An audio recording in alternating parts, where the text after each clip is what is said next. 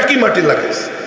তো নবীজির ইন্তেকালের পরে আবু বকর সিদ্দিকের ব্যাপারে কারো কোনো প্রশ্ন নেই, অটো ওই জায়গায় শোয়াইছে নবীজির পাশে। ওমর রাদিয়াল্লাহু তাআলা আনহু উনি ইন্তেকালের ওই সময় উনি আব্দুল্লাহ ইবনে ওমরকে বলেন, আব্দুল্লাহ আমার আর কোনো টেনশন নাই, একটাই টেনশন, তো নবীজির পাশে আবু বকরের পাশে শুইতে মনে চায়, কিন্তু বাড়িটা তো আয়েশা, জায়গাটা তো আয়েশা, হুজরাটা তো আয়েশা, আয়েশা যদি অনুমতি না দেয় শুইতে পারি না। খবরদার খলিফা বলবি না, বলবি যে ওমর খাত্তাবের বেটা ওমর সালাম জানাইছে, অনুমতি চাইছে, আপনি অনুমতি দিলে ওখানে শুনুন। গিয়ে যখন আব্দুল্লাহ ইবনে ওমর বলছে, বলার পরে আম্মাজান আয়েশা সিদ্দিকা উনি বলতেছেন, খুব ইচ্ছা ছিল এখানে আমি শুভ। আপনার ইচ্ছা থাকলে কি হবে, মালিক তো ওই জায়গার মাটি আপনার নাভিতে মিশন নেই। মারে বলতেছে, মা সমস্ত মুমিনদের মা। তাও আর একটা কথা বলে দিই, শুধু পুরুষদের মা, নারীদের মা না। এক মহিলা আম্মাজান আয়েশা সিদ্দিকারে গিয়ে কইছে, মা এই চুপ কর, আমি তোর মা না, আমি উম্মতের পুরুষদের মা। তাও পুরুষদের মা দুই ব্যাপারে, কি আজমত আর হুরমতের নিকাহ, সম্মান মর্যাদা আর হলো বিবাহ হারাম, এই দুই মাসআলায় নবীজির বিবিরা আমাদের মা, সাংবিধানিক মা পুরুষদের। নারীদের মা হওয়ার দরকার নাই, নারীদের মা না, শুধু পুরুষদের মা। তা আমার মারে বলতেছি, মা শুইতে চাইলে কি হবে, ওই জায়গার মাটি তো আপনার নাভিতে লাগে নাই, আপনি কেমনে শুবেন? ওই জায়গার মাটি তো ওমরের নাভিতে লাগছে, ওই জায়গার মাটি ওমরের নাভিতে লাগছে। এবার মা বললেন, চাইছিলাম আমি শুভ, আজকে ওমরকে আমি আমার উপরে প্রাধান্য দিলাম। হযরত আব্দুল্লাহ ইবনে ওমর গিয়ে সংবাদ দেওয়ার পরে উনি বললেন, এবার একটু টেনশন মুক্ত হইলাম। তাও পুরোপুরি টেনশন মুক্ত হইনি রে, এখনো তো আমি খলিফা, প্রভাব তো একটু আছে। তা আমি যখন মারা যাব না, আমার লাশ নিয়ে যাবি, যে বলবি যে অনুমতি দিলে শোয়াবো, আর না হইলে মুসলমানদের গোরস্থানে শোয়াবো। যখন ওনার ইন্তেকাল হয়ে গেছে, শাহাদত কমপ্লিট হয়ে গেছে, তো ওনার জানাজা নিয়ে এর আগে একটা ঘটনা ঘটে, হযরত ওমর নিজের গাল মাটিতে রাখতেছিলেন একবার এইভাবে, আর বলতেছিলেন, আল্লাহ ওমর রে মাফ করে দাও। আবার বাম কাইতে হইতেছিলেন, বলতেছিলেন, আল্লাহ ওমর রে মাফ করে দাও। হযরত আলী আসছেন হাসান হুসাইনকে সাথে নিয়ে। হযরত আলী বললেন, ওমর আপনি ফিকির করেন না, আপনি নিশ্চিত জান্নাতি। কেন? সামিতু মিরারান, আমি কতবার শুনছি নবীজির মুখে, দাখালতু আনা ওয়া আবু বকর ওয়া উমর, খারাজতু আনা ওয়া আবু বকর ওয়া উমর, আমানতু বিহি আনা ওয়া আবু বকর ওয়া উমর, ওয়ালাম তাকুনা আনতুমা সাম্মা। বলে আমি অনেকবার শুনছি নবীজির মুখে, নবীজি বলতেছেন, এর উপরে আমি ঈমান আনলাম, আবু বকর আর ওমরও আনলো, এইটার উপরে আমি ঈমান আনলাম, আবু বকর আর ওমরও আনলো। কোনখানে ঢুকতেছেন, বলতেছেন এখানে আমি ঢুকলাম, আবু বকর ওমরও ঢুকছে। এরকম ভাবে আপনাদের দুইজনের নাম নিজের সাথে নবীজি একসঙ্গে নিছেন। আমি নিশ্চিত যে আপনি নবীজির সঙ্গে, আপনি আর আবু বকর একসঙ্গে জান্নাতে যাবেন।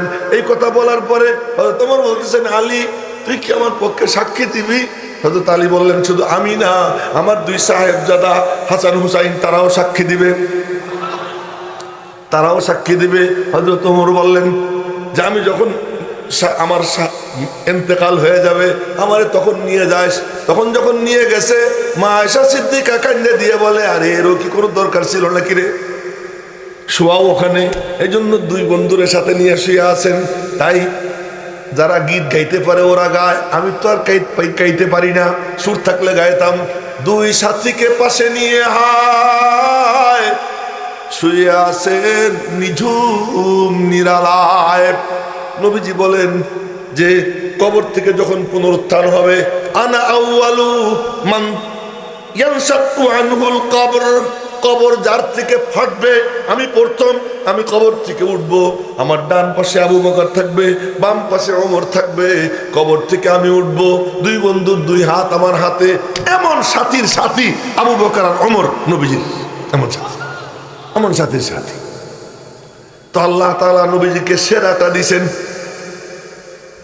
মানে পৃথিবীর মানুষের মধ্যে নবীদের পরে উম্মতের মধ্যে সেরা সেরা যারা, তাদেরকে আল্লাহ সাহাবী বানাইছে। ওই আলোচনা অন্য কোনো দিনের জন্য থাকলো। আজকে যেটা বলতেছিলাম, নবীজিকে আল্লাহ সেরাটা দিছে, সবচেয়ে সেরা যে জিনিস দিছেন তার নাম হলো কি? কোরআন। কোরআন দিছে। এই কোরআন, এখন কথা শেষ করবো মাত্র কয়েক মিনিট। এই কোরআন নবীজির উপর নাজিল হয়েছে পুরা ওয়েট নিয়া, পুরা নূর নিয়া, ওয়েট নিয়া, ওজন নিয়া, নূর নিয়া নাজিল হইতো। এই জন্য যখন নাজিল হইতো তো নবীজি দাঁড়াই থাকলে ধপস করে বসে পড়তেন, উটের পিঠে থাকলে উট, পুরা ওজন না, মোটামুটি ওজন। বুঝা যাচ্ছে না কথা? মোটামুটি ওজন। তার কারণ একটু ওজন হইলে তো পাহাড়ি কি হয়ে যায়। নবীজির 4000 পুরুষের শক্তি নবীজি গায়ে ধারণ করতেন। ওই 4000 পুরুষের শক্তিওয়ালা জান্নাতি 40 জন, পৃথিবীর 4000। এই 4000 পুরুষের শক্তিওয়ালা শক্তিমান মহাপুরুষ কোরআনে কারীমের একটু আয়াতের ভারে জমিনের উপরে ধবস করে পড়ে যেত। ওই নূর নিয়া, ওই ভার নিয়া নবীজির উপর নাজিল হইতো। আর ওইটা নবীজি ভিতরে নিতেন। নিতে সময় খুব কষ্ট হইতো, কিন্তু যখন জিবরাইল চলে যেত চোখ বন্ধ করে দেখতেন কোরআনে কারীম কলবের মধ্যে অঙ্কিত হয়ে গেছে, নকশা হয়ে গেছে, খোদাই হয়ে গেছে। এই দেখা নবীজি একটা মুস্কি হাসি দিতেন, মুস্কি হাসি দিয়ে ডাক দিতেন, এই তোরা কোথায়, জলদি আয়।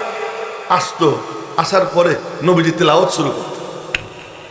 এই কোরআনে কারীম নবীজি হজম করতেন, হজম করে গিলা গিলা খাইতেন, খাইয়া হজম করতেন। হজম করার পরে নবীজি নিজে একটা কোরআন হয়ে গেছেন। এমন কোরআনের কোরআন যে কোরআন চুপচাপ কোরআন, আর আমার নবীজি বলনে ওয়ালা কোরআন। কোরআন হলো নীরব, আমার নবীজি কি সরব। এই জন্য নবীজি কি হাঁটতেন তাও কোরআন, বসতেন তাও কোরআন, মুস্কি হাসি দিতেন তাও কোরআন, কান্না করতেন তাও কোরআন। বলেন না আল্লাহু আকবার। কান্না করতেন তাও কোরআন, নামাজে দাঁড়াই থাকতেন তাও কোরআন। ওয়ান্নাহু লাম্মা কামা আব্দুল্লাহ ইয়াদউ কাদু ইয়াকুনুনা আলাইহি লিবাদাম। নবীজি নামাজে দাঁড়িয়ে থাকতেন, কিয়াম, এটাও কোরআন। নবীজি সিজদা দিতেন তাও কোরআন। নবীজি শুইতেন তাও কোরআন। নবীজি আঙ্গুলের ইশারা করতেন তাও কোরআন। নবীজি হা বলতেন ওইটাও কোরআন। নবীজি না বলতেন ওইটাও কোরআন। উনকা হা নেহি कहना भी है কোরআন কা জৈসা। তার হা বলাও কোরআন, না বলাও কোরআন। ওই পুরা জিন্দেগিটা আম্মাজান আয়েশা সিদ্দিকার একজন জিজ্ঞেস করছে যে নবীজির জীবন চরিত্র কি, কাইফা কানা খুলুকুহু, নবীজির আখলাক কি, জীবন চরিত্র কি।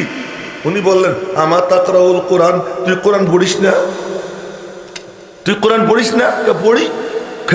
কানা খুলুকুহু আল কোরআন, 3টা শব্দ।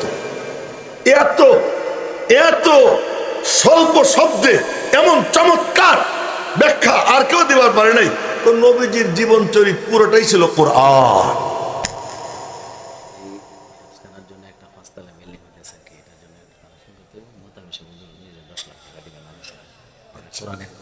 আচ্ছা, এটা আপনার নবীজি নিজে একটা কোরআন, সেই কোরআন নবীজি সারাক্ষণ ক্যামেরা চতুর্পাশে থাকত।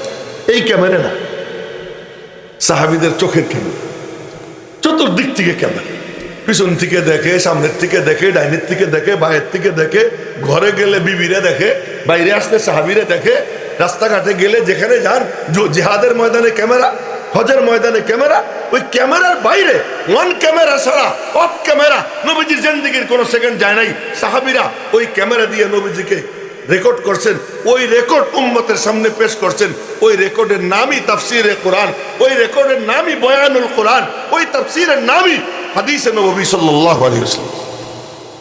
জোরে কোন না আল্লাহু আকবার। তো কোরআন কি হাদিস কি বললাম যে কোরআনটা নবীজির ভিতরে ঢুকতে সময় কোরআন, নবীজির থেকে বের হইতে সময় কি হাদিস।